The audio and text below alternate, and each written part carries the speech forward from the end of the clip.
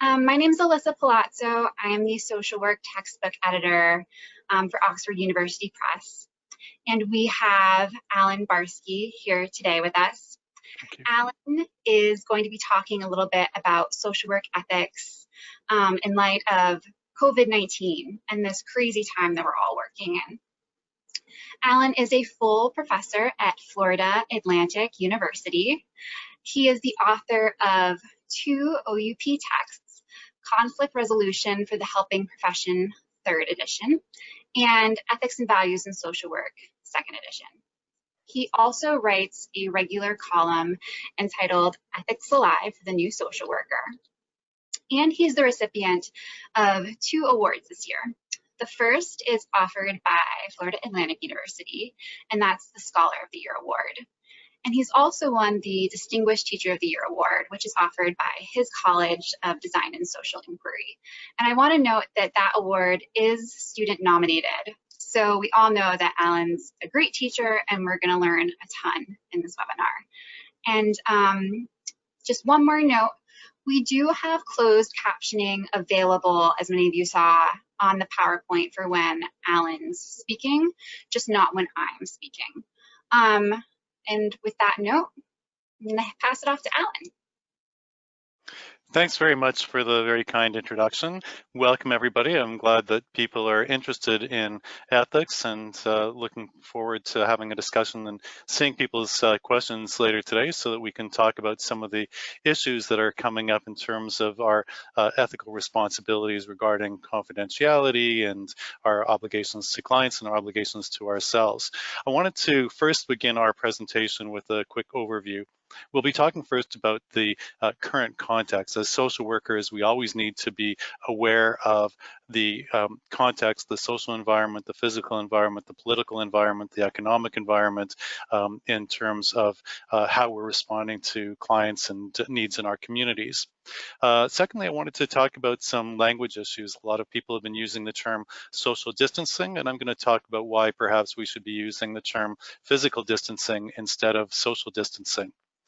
Third, I wanted to talk about some of the issues that arise in terms of ethics when we're communicating with clients at a distance. So what are the relevant sections of our codes of ethics, and what are some of the kinds of issues that we should be looking to address and preempt and respond to as they arise in practice.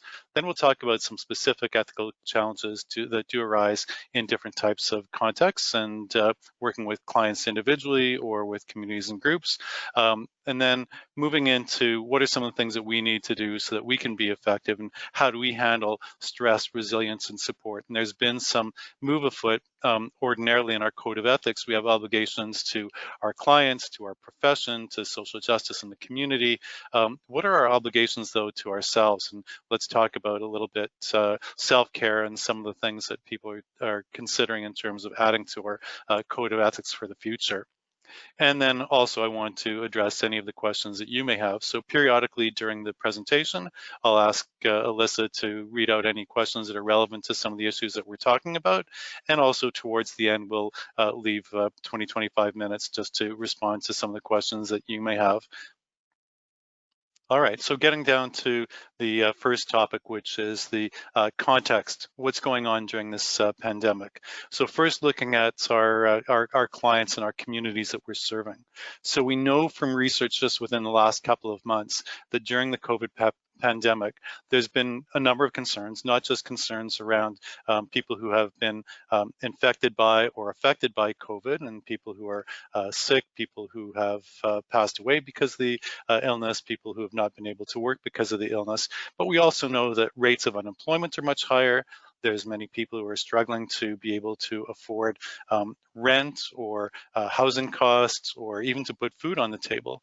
We have rates as high as 20% or more in terms of unemployment and underemployment in this country right now. We also know in terms of some of the mental health and social concerns that there are also much higher rates of depression and anxiety. There are increased rates of intimate partner abuse and child abuse. And so in addition to helping clients with the usual concerns that you may be dealing with clients, we have to be concerned about all of these additional concerns and ways that some people's lives are being more stressed and more complicated because of all of these issues. We also need to look at ourselves and what are some of the concerns that we're facing as social work practitioners, as educators, as students.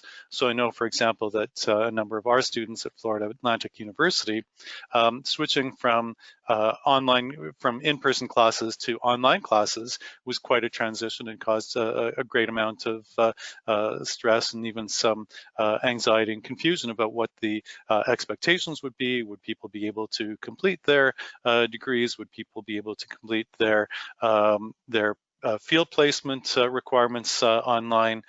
Professors also had a number of concerns in terms of how can they provide effective social work education online. Now, true, many social work students and many social work professors are quite able to provide and learn from online environments, but given that it was a relatively short time frame to make the transition, there certainly was a lot of added time and stress to our lives. And then for those people who are looking for jobs, there's certainly been a number of agencies that haven't been able to provide services, and even a number of agencies that have had to close down during the pandemic, and maybe even on a permanent basis.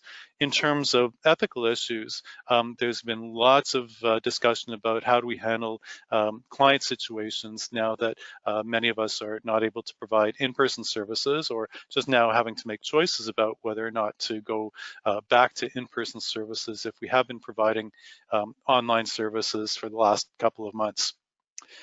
In terms of community concerns, in addition to some of the concerns that we already talked about in terms of the pandemic and its impact on mental health, anxiety, unemployment, etc., we've also got to be aware of the social environment in terms of some of the incidents of police violence, racism, anti-racism protests, some of the violence that has arisen in our streets, and the political leadership, or in some cases lack of leadership, to help us through these tough situations. So for social workers, there's certainly lots to do in terms of helping people on a one-to-one and family basis, but also in terms of groups, communities, organizations, and policies. We also have a lot to do during this environment. I do want to say that there has been some extraordinary things that have been happening in terms of the types of services that are being provided. The leadership that many organizations are giving, have to give kudos to Oxford University Press and some of the other publishers out there for making more materials available online, for hosting webinars such as this to make current information available on a free basis to people across the country, and actually even around the globe. And a number of organizations, NASW, Council on Social Work Organization, Association of Social Work Boards, have also been working overtime to help to address some of the policy issues and help social workers and their clients work more effectively in these very challenging times. One of the things I always like to distinguish when I'm providing an ethics presentation is what's the difference between law and ethics. And so when we talk about laws, these are guidelines that are passed by the state and enforced by the state, whether that's at a local, state, national, or international level. Often our laws do relate to ethical issues, but there isn't always a clear concordance of law and ethics. So when we talk about ethics, we'll focus on our code of ethics, the NASW code of ethics, which guides us about what types of conduct or behavior are right or appropriate for social workers. So let me just give you an example. In the weeks following the recognition of the pandemic in March, one of the things that Medicare did was it started to allow for social workers and other mental health professionals to provide clinical services, not just in person, but also using various types of technology. And previously, there were restrictions on what type of technology there could be, for instance, requiring face-to-face technology through video conferencing, but not allowing audio-only mental health services for Medicare reimbursement. Well, the law was changed so that reimbursement was then available for audio-only telemental health services. But we need to think of not just, is it legal to provide those services, but is it ethical to provide those services? So if you are going to provide services on an audio basis only, are they effective? Are we able to address client needs? Are we able to deal with client emergencies that may arise when we're providing services in those respects? And we'll also talk about some of the changes in the HIPAA laws, the laws around confidentiality and what types of technology are now permitted legally, but may or may not be wise in terms of what is prudent ethical practice. And then also I wanted to distinguish between prudent practice and what is permissive. So again, the example of HIPAA. Under HIPAA, the requirement up until March was that if anybody wanted to provide services through video conferencing or any other type of digital technology, the technology had to be HIPAA compliant. So there were certain types of platforms for video conferencing like Doxy.me or VC that social workers could use and could trust that there was a high level of confidentiality protection, encryption, etc. Because many social workers and many clients did not have access to those types of services when the pandemic struck and many people had to convert to online services, there was an announcement from HIPAA that the services provided online did not have to use HIPAA compliant platforms. So people might resort to some of the free applications on their telephones or on their computers or other apps that weren't necessarily HIPAA compliant. Now, in terms of being able to provide quick access to services, that was a very good decision that they made. They didn't actually change the law, they just said they're not going to enforce the law to the same extent. So if people are using non-HIPAA compliant software, they're not going to be enforcing the previous laws or the existing laws around use of HIPAA compliant platforms and software. Still, prudent practice would suggest, if at all possible, we should make use of those HIPAA compliant platforms for clinical social work, because those are going to provide us with higher levels of protection for our clients and help our clients avoid certain risks if some of that information was hacked or made available to the public. And just as an example, one of the Zoom platforms that was freely available had been targeted for a bunch of Zoom bombers, and people would come into people's Zoom conferences and it didn't have adequate protection. Now Zoom has upgraded its protections, and that's been helpful, but the free Zoom service does not have a higher protection as the type of services that you would pay for that are intended for mental health services and are HIPAA compliant. In terms of the language that people have been using, the most common phrase in terms of ways that we can reduce the risk of transmission of the COVID-19 virus is social distancing. And I think when people use the term social distancing, we might not be getting exactly the right connotations. It sounds like we're going to become socially disconnected, that we're not going to continue to communicate with people. So my suggestion is that we use the term physical distancing. We know that in order to reduce the spread of COVID-19, one of the more effective ways to reduce that risk is when we are engaged in human interaction with people who are outside our immediate household or family, that we should remain at least 6 feet apart. And 6 feet is just the minimum. We might even want to remain a little bit further apart. We also know that masks are very helpful in reducing the risk of transmission of COVID. But that's all about physical distancing, not social distancing. I encourage people to consider in their practice and also in their personal lives to make sure that we are engaging with people, that we are ensuring that people are continue to be socially connected, particularly people who are isolated.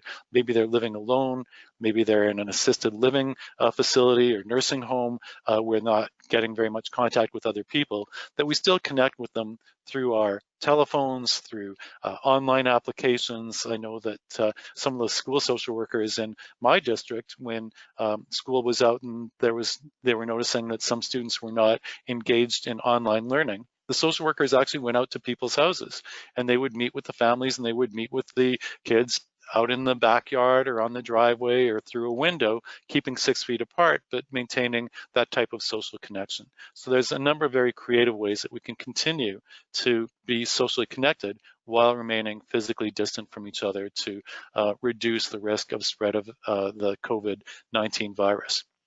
Let's turn now to some of the particular ethical issues that arise when social workers, even social work educators and social work students are communicating with people at a distance. Now, the Code of Ethics is primarily focused on our role as practitioners in relationship to clients, although there is some guidance in our relationships between professors and students and supervisors and students as well.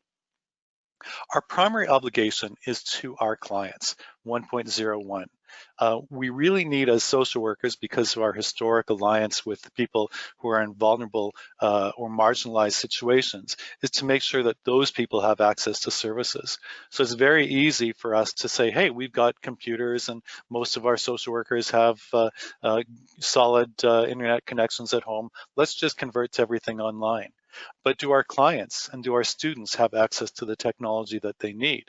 I know that some schools, for example, have made computers available to students, but that may not even be good enough. I've had people who have one computer shared among 6 family members, and so if some of the children are engaged in online activities for school or some of them for work, how is a social worker supposed to talk to other family members when they don't have access to technology? And it may be that we need to do things as simply as varying our times that we're available. So if the clients or students that we're serving are not able to have access to technology during the daytime, are they able to have access in the evening? Or maybe the house is just very busy during the daytime, and when kids go to sleep, it might be a better time to engage in conversations that need to be kept in a confidential manner. So we need to think about different ways to make sure that people have access to services if they are being provided in person or online. I know that some communities have done this on a community-wide basis. So for instance, if there is a community with a low number of people who have access to Wi-Fi, can we create a hotspot for an entire community? I know that some schools have created hotspots at the school, even though the school is closed, that they've got areas where students can sit at a distance outside and still access the internet. So there's lots of creative things that we can do to make sure that people have access to services. In terms of self-determination and informed consent, we need to consider how do we engage clients in these processes, not just in terms of the model of intervention, but also the method of communication for the intervention. So if people have been providing services in person and they need to switch to online or even to switch back, there needs to be a new process for self-determination and informed consent. So if you are engaging with a client and need to switch to online services, you should have a discussion about what are the options for online services, what are the pros, what are the cons, what are the risks that are that may affect the helping process. Sometimes there are other options as well, and so it may be that you may not be able to provide in-person services yourself, but you may be able to refer a client to a colleague who can provide those services. Note that one of the sections under the NASW Code of Ethics that was revised in 2018 was self-determination, and it does talk about the need to engage clients in informed consent and offer a range of options, not just one option for how we communicate with the clients that we're serving. Now, some people have been asking about, well, how do you obtain informed consent? How do you document it if we're not in the same rooms as each other? And so there's a couple of possibilities, and it depends on the laws that govern your agency or practice, your agency policies, and the risks that you foresee in terms of engaged consent and confidentiality types of issues. So for example, we could just have oral consent. I explain what the options are, the pros and the cons of each option. We discuss them. I answer the client's questions, and the client can either accept or reject any of the options. And I can document that in my records that they provided me with oral consent. Now, some of us want to go further than that. As lawyers sometimes say, if it's not in writing, it didn't happen. And so besides just documenting yourself, you may want to get written consent. So you could do kind of old-fashioned, send out a consent form to your clients by regular post, ask them to sign it and send it back to you, and keep that in your file. So you could start off with oral consent and then get the written consent. Also, you may be able to get digital consent. And so you could use email or a text-based system to send out a consent form to the client, have them print it off, have them sign it, scan it, and send it back to you. Or there are various types of electronic documentation signing types of programs that are out there. They are at a cost, there is a learning curve, and so you, your agency, need to make a decision about is oral consent sufficient? Is it okay to get written consent? Is it okay to get digital consent? If you are looking for a consent form that gives examples for consent for online services, I encourage you to go to the NASW website, which is going to be at the end of this PowerPoint presentation and will be made available for people online. That's just one example. You need to see for your state, for your area of practice, does that language fit, or do you need to get some legal consultation or look at some other locally created consent forms that would be helpful to you and your area of practice. In terms of professional competence, we should only provide services that are within our area of competence, our knowledge, our skills, our values. Have we had supervision? Have we had training? Have we had prior experience? And so you may be well equipped to provide cognitive behavior therapy, narrative therapy, case management, various types of social work functions. But have you had the training? Are you competent to provide that through video conferencing, through teleconferencing, through avatars or other online types of programs? Now, some of us had to switch very quickly, including professors, and we may not have had the time to have the training, the experience, and the supervision. Partly what we need to do is the best that we can. And that may or may not be good enough, but because it's an emergency situation, we have to at least do something. Some of us may decide that for all of our clients or some of our clients, it's better to refer them to others who specialize in online services. On the other hand, we may have to do as best as we can and keep improving on it. So let clients know that this is the first time that you were doing it and that you and the client will monitor the situation. You will ask the client for ongoing feedback, and if it's working out, great. If there are any concerns, then you may need to consider what are going to be the appropriate backups. I've been talking for a little bit here, so Alyssa, are there any questions that have come up that pertain to some of the issues that we're already talking about? Hi, Alan. Thanks so much for asking. We actually do have a few questions, and I'm going to pick two of them that just seem to be particularly important, especially because it's Pride Month in June. Yeah. So one commenter says, I hope that Alan will touch on how our LGBTQ clients are affected by telehealth, since some of our young LGBTQ folks are returning home to situations in which they must be back in the closet. And then related to that question, this person says, written consent can be very difficult for trans clients, as we'd be sending the written consent with either the wrong name on it to avoid conflict with a parent, or the correct name and like potentially outing the client. Do you mind repeating that question back for the people on the call who are hearing impaired so that they can see it before answering? Okay, thank you.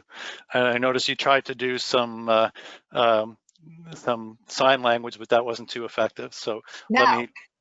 let me repeat the question for those of you who are using the captioning. Sorry, we don't have captioning for everything, but we're improving with our technology, and we'll get better and better with that too. So the question was partly in light of this is June, it is Pride Month, but for people who are vulnerable, particularly people who are LGBT, and particularly sometimes people who are transgender, they may be in the closet, they may not be known to be LGBT to family, friends, or people that they are living with. And so how do we engage clients in services, and how do we obtain an informed consent form without unintentionally outing people to the people that they are living with? And so those are some of the questions that you may want to problem solve with the clients that you're working with, because they may have some ways that they would suggest that you wouldn't necessarily think of yourself. So it could be that rather than providing services with them in their home, do they have another safe place that they can be? So there may be an LGBT community center, there may be some other location where they could be.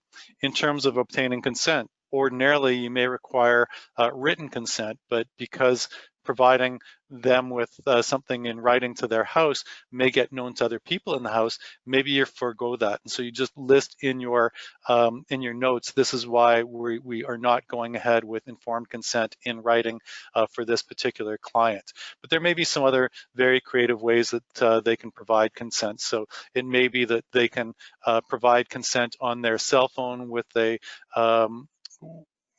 writing their name on their cell phone and taking a screenshot and sending you the screenshot, and then erasing the screenshot and erasing any backups of any of the communication that they have with you.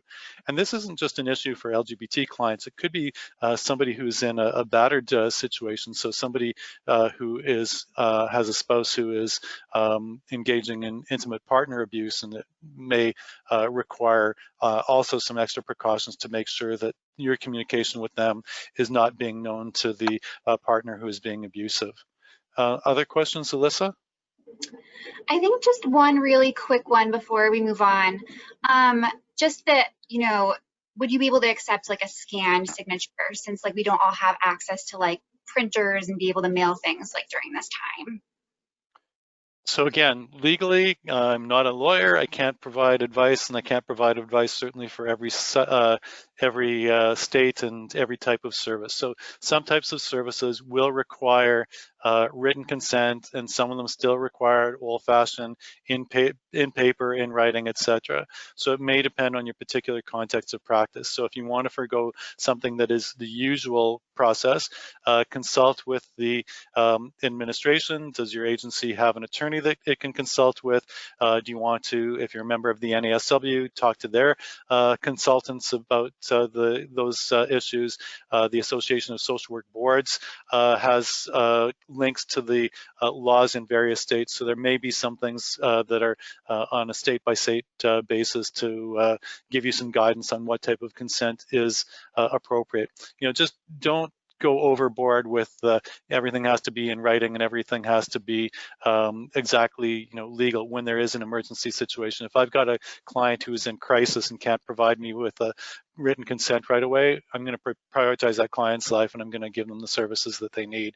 And it may be that you wait a week or so until after the crisis subsides and then get the written informed consent. So it is legally a good thing to do. It's a good risk management thing to do, but we have other concerns as well that we need to address.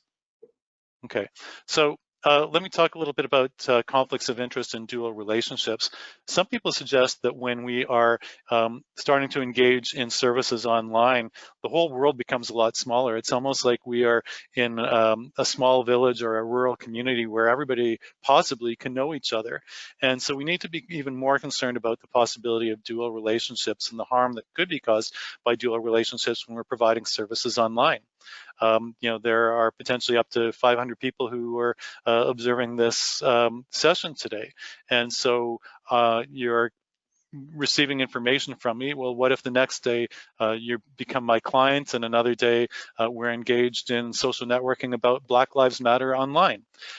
We're engaging in dual relationships, and we have to determine whether or not these are appropriate to engage in terms of some of the risks in terms of the social worker-client relationship. So we want to make sure that when we're talking to clients at a distance, that we ask questions to find out if we've got any prior relationships online, be aware of the information that you post online and how it could affect your relationships with clients into the future. Perhaps more specifically with COVID, one of the issues we need to be concerned about is setting boundaries in terms of time and time availability with clients. So for example, if I'm providing text-based services, I'm providing counseling online by emailing back and forth or by sending text messages back and forth online. Clients may think that, well, email or a text-based service is available on a 24/7 basis. And so If I ask you a question, even if I'm in crisis in the middle of the night, you should respond right away. And we need to set boundaries with clients. What would be a reasonable time expectation for them to know that we will respond? So is it within 24 hours of the next business day? If they do have an emergency situation, should they contact 911? Should they go to should they go to their hospital? Where should they go if there is a very clear emergency and you're not going to be available? So let clients know what are appropriate timeframes when you will be available and what they can expect in terms of response times for you.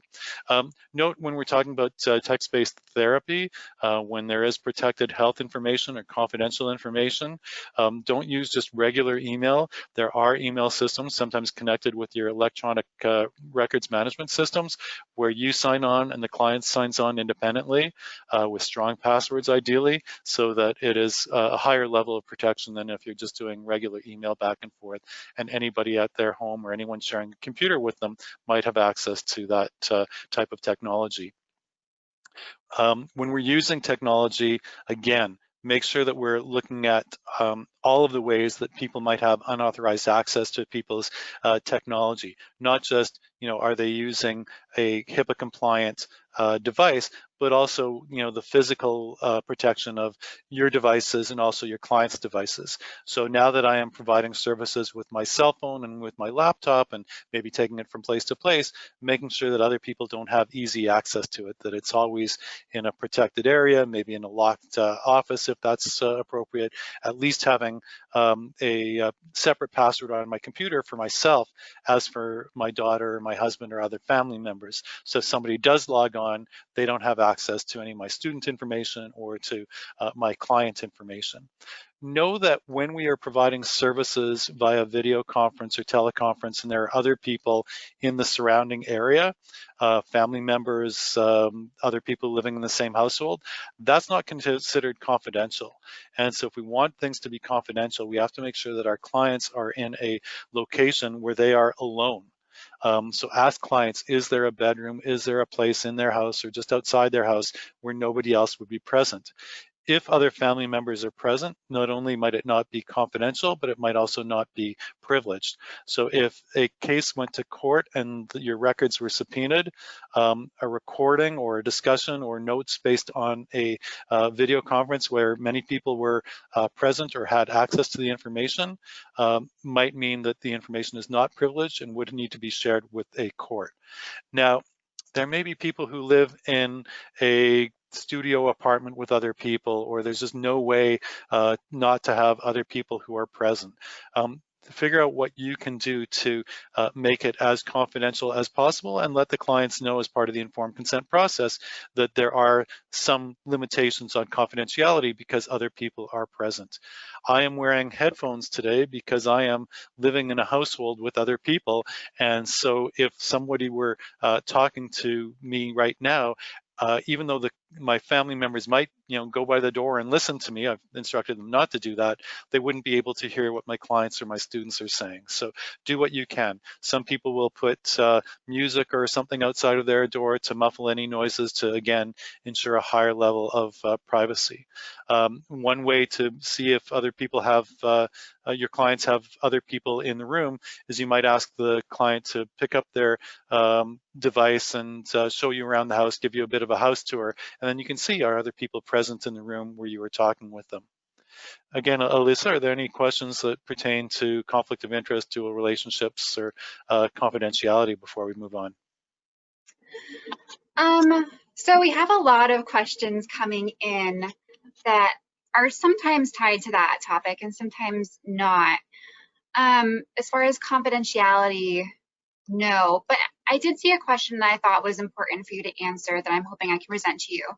And that's whether there are any clinical social work services that the NASW does not recommend or prohibits being provided virtually during this pandemic. And again, if you could just repeat that question, it'd be great.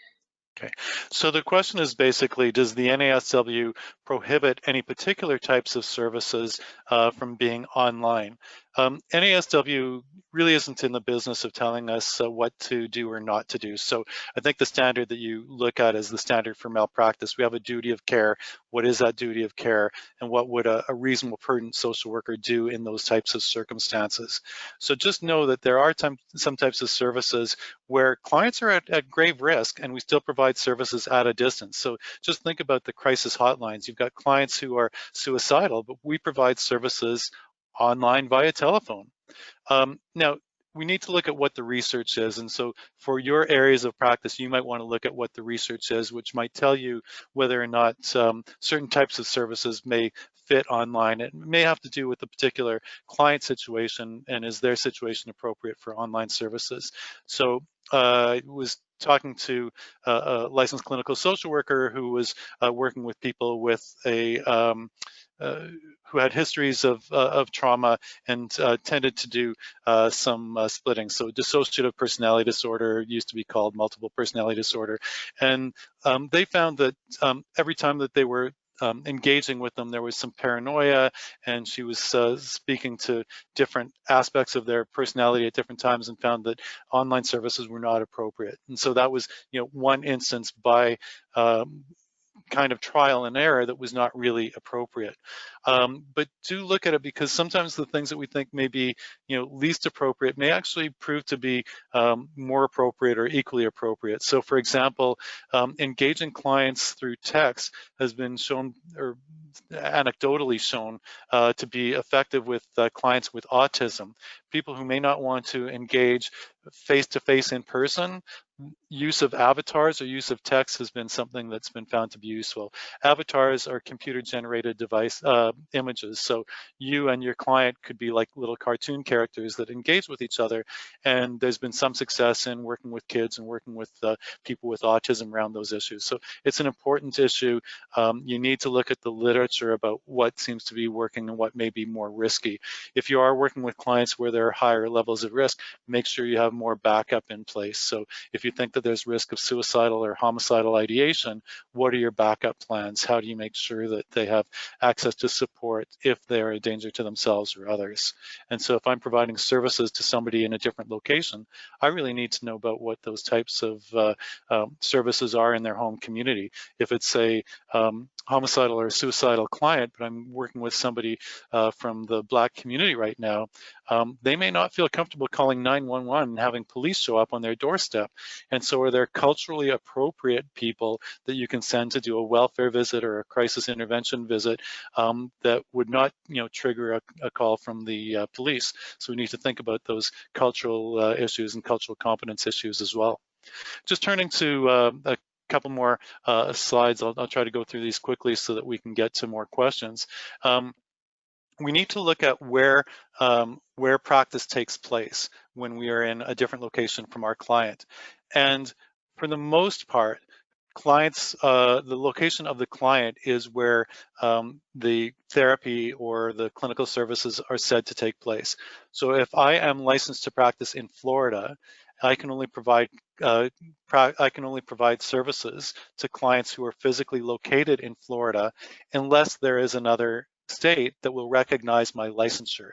And so during COVID, there have been some states that have opened up and said if a client is in our state, we will recognize the licensure from licensed mental health professionals in other states. You may have to actually register with that state, but you need to look at this on a state-by-state basis. And you may want to, again, go to the Association of Social Work Boards website. They've got links to all the different states, and so you can see what the laws are there. But I'd say consult, check, don't just trust the client on whether they say it's okay to provide services there. And you need to be aware not just of the licensing laws in the other state, but also the other laws that govern our areas of practice. So for example, in New Hampshire, there is a requirement that if a client is threatening real property, a building, a house, we have to report that. We have to take steps to protect real property. Whereas in most states, if there is a duty to protect or a duty to warn, it's about serious imminent harm to the client or another person, not to physical property. There are also different guidelines about what's reportable in terms of elder abuse or abuse against vulnerable adults. And so we need to be aware of all of the laws in the state where the client is located. A lot of people ask, how do we know if a particular type of platform for electronic records or video conferencing or teleconferencing or email or text-based therapy is HIPAA compliant? Find out if they have a business associates agreement. Business associates agreement is basically saying that they will agree to abide by the terms of HIPAA in terms of all of the requirements of HIPAA, but particularly in terms of confidentiality. So they're saying that we're not going to look at the videos or listen or take data from the communications between mental health professionals and their clients. It may be that there's a free or cheap version of some of the programs that's not HIPAA compliant. You may have to pay extra for others. There are some free types of platforms available. I encourage you to go to mentalhealth.org or one of the telemental health websites and see what they say. The best types of programs may change from week to week or month to month, so you may want to, periodically every few months update that. You may also want to have access to more than one platform. I know that at our university we were using WebEx, and WebEx crashed because of something that happened out in Utah, an earthquake, and we needed to switch to a backup program during that time. One of the other questions is, are these services reimbursable? Well, reimbursable by whom? So you have to look at reimbursable by Medicare or Medicaid, or reimbursable by private insurance. And each case you want to ask individually, and it may change again from time to time. So currently, most of the insurances are providing reimbursements for services that are provided by teleconference or even by telephone audio conference. This could change over time and go back and be more restrictive as it was in the past. So you need to periodically check with that. Go to the Medicare website, check with Medicaid in your particular state, etc. In terms of your malpractice insurance, if you are providing services across state boundaries or international boundaries, or even moving from in-person to online, check with your malpractice insurance to make sure that your services are also being covered. In terms of risk management, document, document, document. Why are you providing particular types of services online? Why did you treat one client one way and another client another way?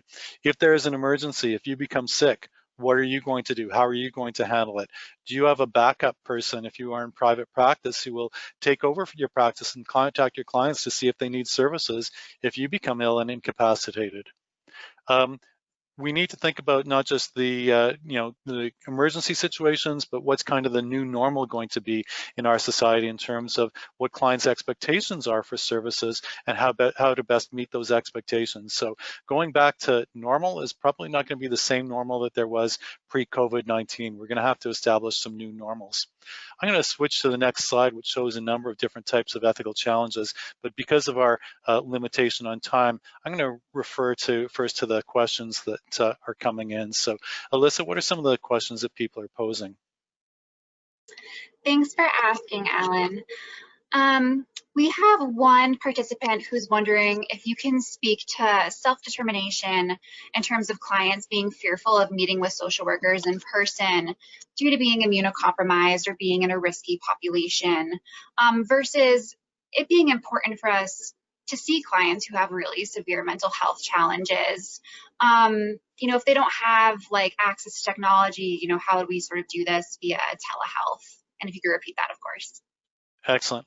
Okay, so one of the questions is, what do we do if somebody is, immunocompromised? They may be in a high-risk area because of their age or a pre-existing health issue. They're being asked to provide in-person services or return to in-person services. So NASW has developed some practice guidelines for reopening social work practices, and I think you need to look at those types of services. Our primary obligation is to our clients, but not at the expense of our own lives and also the expense of our families' lives. So if I were to bring COVID back home and put somebody who's immunocompromised at home, that's also an issue. So I need to talk to the to my employer, or if I am in a group practice, talk to others in the group practice and figure out what's the best way to continue to provide services. Do we stay online only? Do we have some sort of system where we can actually open up but do it in a relatively safe way? Do I have a large enough office space where we can be 6 feet apart? Do I have more than one entrance?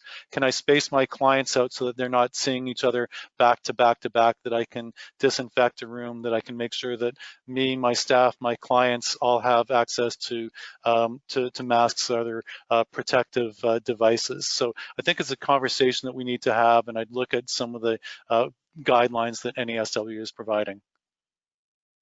Next. So here's another question. If I'm an expert in my field and I can't find anyone to refer to the patient to in another state, is it ethical to terminate them rather than see them online without a license in their state? It doesn't seem like legal, but it doesn't seem ethical too. So how do you sort of navigate that? And of course, yeah, so in our code of ethics, it says that we should not abandon clients. And so if a client is in another state, and you don't have licensure there and the state is not recognizing your licensure, you can still call the client up to talk to them to help to effect a referral. And it may be even as simple as finding out, is there a 211 phone number or some other service that will provide them and help to link them to services that they need. If a client is in a very urgent state, you need to get those crisis services to them right away. If it's something where they can wait for a period of time, then work to effect an appropriate referral for them. But don't just abandon them. Document what you've done. Document the information that you're providing them with. Next. okay, so I just want to let you know we have about 12 minutes left, but this next question is, as a clinical social worker, am I permitted to provide telemental health to international clients? The state licensing board does not address this. Okay, so the question is, I'm a licensed clinical social worker in my state. Am I allowed to provide clinical services internationally to other countries? So you would need to know the laws of those countries. So some countries like Canada, you have to look at each province. Other countries, they don't have a separation between the national laws and the state or the provincial laws. So it might be one law for the entire country. So in terms of the laws, there are some countries that don't have any licensure, and if they don't have any licensure laws, then legally you would be able to provide services. Ethically, you have to look at, is it a good thing for me to be providing services in those other countries? So do I have the cultural competence? Do I have the knowledge of the local context and culture and issues and resources to be able to provide services in those countries? So if I were, born and raised in Hungary and I wanted to provide services in Hungary, I may have enough knowledge of the culture and language to do a good job and to do other things to keep up to date on that. But if I just picked a random country that I've got no connection to, I'd be really concerned about that. So it may depend on the type of services that you're providing. I'm also just conscious of, colonialization, that we think that we are the best in our education and our knowledge and environment, and we're going to provide services to the rest of the world. Why are they not able to get services in their own countries? So there's also a social justice issue that we could look at. Next question. It's a really interesting one. Go ahead. So I think we're good on questions for now. If you want to move to the next slide. Okay, great. All right. So in terms of some of the issues up here, you've got a client who does not have access or cannot use technology themselves. I think we need to have discussions with our clients, or need to be very creative about ways that we can engage with them so that we are not abandoning them. I know, for example, in nursing homes that people may not have the technology themselves or the ability to use the technology themselves, but they may have an aide. And does that aide come in on a particular time, and are they willing to share their cell phone or a tablet or device, and would they be able to leave the room so that you could have a confidential conversation with the person in the assisted living? So I think we really just need to get really creative with some of those types of issues. if you have a client who asks you about COVID and they ask, I think I might be COVID positive, do you think that I should, still go to work? Remember to stay within your area of competence. It's important for us to be knowledgeable about COVID and how it is transmitted. We can give clients information, but we should not be providing them with legal or medical advice, like should they go to work themselves. Look at in your own locality, what is the recommendation if someone thinks that they might be COVID positive? And it may be to first consult with their primary care physician. There are some places where they can do testing, although we know that the testing is not perfect. They may want to consult with the HR department at their place of employment. They just may want to be careful and say, hey, can I work from home? Can I quarantine for 2 weeks because I've been exposed and I don't want to expose anybody else. So we should not provide the opinions or the recommendations ourselves. We can help them to talk about the options and help them to talk about where they can get further information. The CDC website, all the mental health organizations now have COVID websites. So there's lots of places where we can get information and guide people on where we can get the most reliable information and also information that will be updated. For a while in the early days of COVID, they were not recommending that everybody wear masks. Now that's one of the most common recommendations. So the information is changing over time and we have to keep up with that. In terms of if we're going to be able to provide effective services for our clients, if we're going to be able to, manage as professors, as students as well, we need to take care of ourselves. And there's a lot of times when we ourselves are stressed or anxious. It's a new situation. We're not really sure how to handle it. We may even be scared about, our own futures or what we may be doing that may be putting ourselves or our clients at risk. It's okay to have these questions. It's okay to recognize that we've got these areas of stress. As we are recognizing that, we need to cultivate resilience. We need to engage in various types of self-care. And the self-care that we engage for ourselves is very much on a one-to-one basis. What works for you may or may not be effective for people, for other people. So think about things in terms of, do you have a good pattern of sleep and sleep hygiene? A lot of people, because they're not getting as much exercise or don't have the same routines, or maybe just high levels of anxiety, are losing sleep, and this can affect our physical health and our mental health. In terms of our nutrition, are we staying up to good nutritional standards? We know that if we want to enhance our immunity and stay healthy in these tough times, nutrition and exercise are also important parts of the equation. Are we staying socially connected with others? So whether you're a professor or a student or a social worker working at home, are you still engaged in conversations in social media, in various types of communication with other professionals or with other students so that you can give each other support and backup and encouragement and help people to problem solve through some of these issues? Are we making sure that we're continuing to get a good balance between our work responsibilities, fun, and family? If you're working at home, you may not even notice that you're working till 6 or 7 or 8 o'clock at night and maybe haven't taken a break for several hours. So some people are giving themselves, on their electronic devices, alarms to say, hey, get up and stretch or have a bite to eat or do something else and make sure that there's balance. Reach out for help. Do not be afraid to reach out for consultation, supervision, or therapy. We expect our clients to reach out for help. We should not be embarrassed to get help ourselves and get it early. We may not know what's going to happen in the future. There's a lot of uncertainty right now, so sometimes we need to take things one day at a time. This is what my practice is going to look like today. I don't know if I can open tomorrow or next week or what it's going to look like, or we're going to open today, but if infection rates go up again, we may have to change again. And so I'll just take it, one day at a time, try to do some planning, but not get overwhelmed with looking into the future, or trying to look into the future. Keep a positive mind frame. It's easy to beat yourselves up. I am not the greatest person to provide a lecture online using web. I wish I were much better at this, but I'm doing the best that I can. I'm trying to improve and get feedback each time that I'm doing this. You may say, well, I'm wearing too colorful a shirt and it's kind of distracting, or I'm telling people about boundaries, but I got pictures of family members behind me. None of us are perfect. Just try to be deliberate, try to be conscious, try to do the best that you can. Sometimes there's some things we can't control, so just being serene and accepting the things we can't control, and taking responsibility for managing the things that we can. And finding meaning in bad times, although we're very stressed about COVID and about some of the issues with police and racism in society, it's also a time for great social change and improvement in mental health services and social justice issues. And so let's be part of that positive change as well. So again, Alyssa, any questions that you'd like me to respond to before moving on?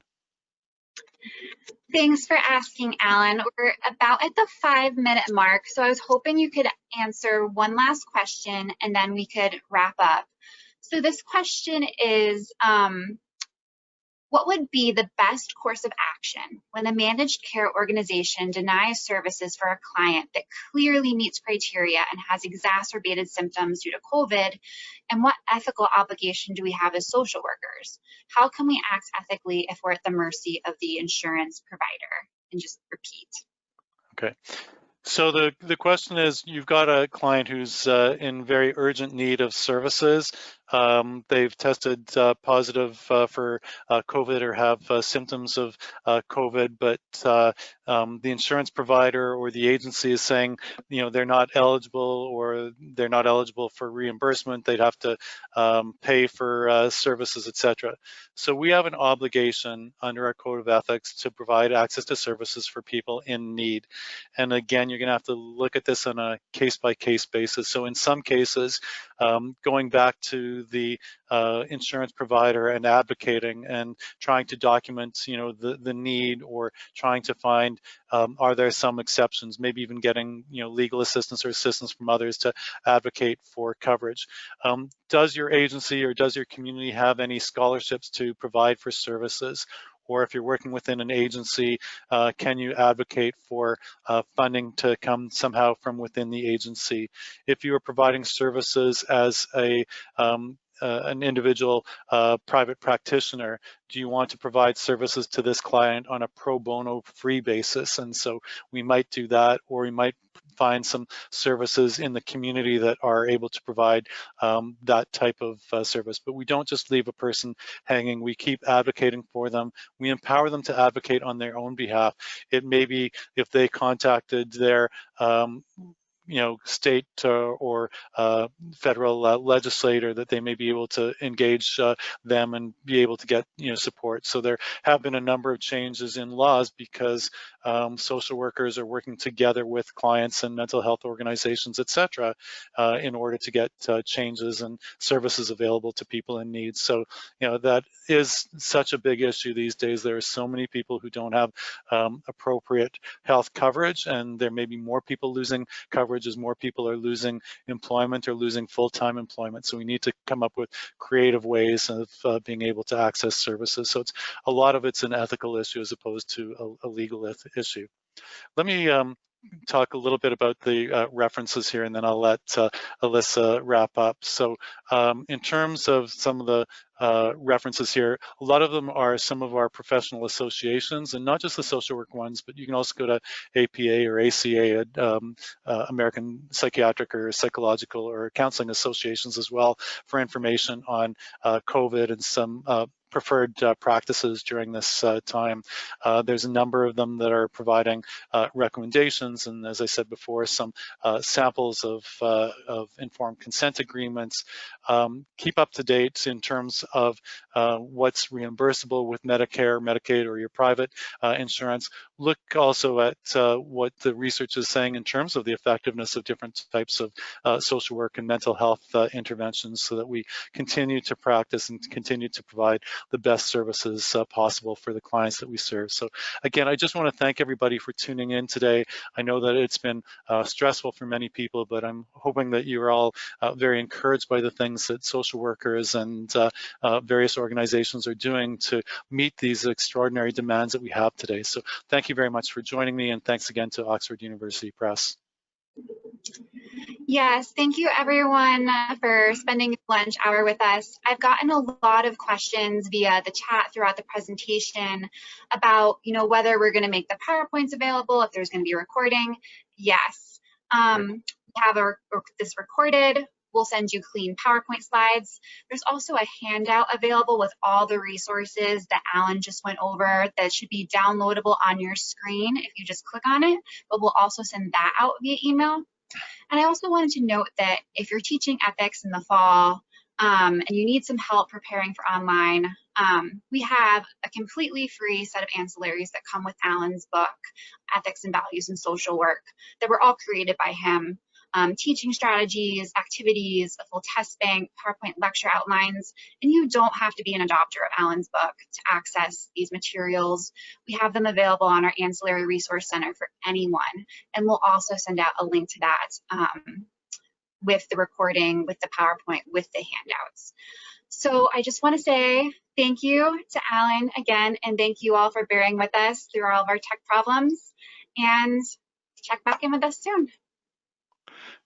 Thanks very much. Just to let people know briefly what Lisa was saying, in addition to thanking everyone, is that the resources that are listed on this page for the ethics textbook are available to everyone, whether or not you're using my textbook. Feel free to have access to the online resources, including some additional exercises, PowerPoint presentations, and videos. Have a great day. Thank you.